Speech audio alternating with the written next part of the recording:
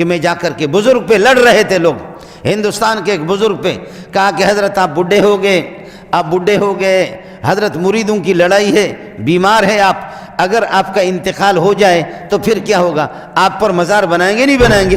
مزار بنائیں گے نہیں بنائیں گے؟ کیا آپ اس کی اجازت دیں گے؟ فکر فرمانے لگے لڑو نہیں، مجھے تو کفن بھی نصیب نہیں ہوگا۔ ہائے، لڑو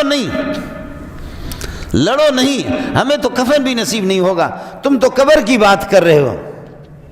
لوگوں نے کہا کہ پتہ نہیں آج ہمارا مرشد صاحب کس اسٹیشن سے بول رہا ہے، کہہ رہا کفن بھی نصیب نہیں ہوگا اور قبر بھی نصیب نہیں ہوگی، تو تم مزار کی بات کر رہے ہو۔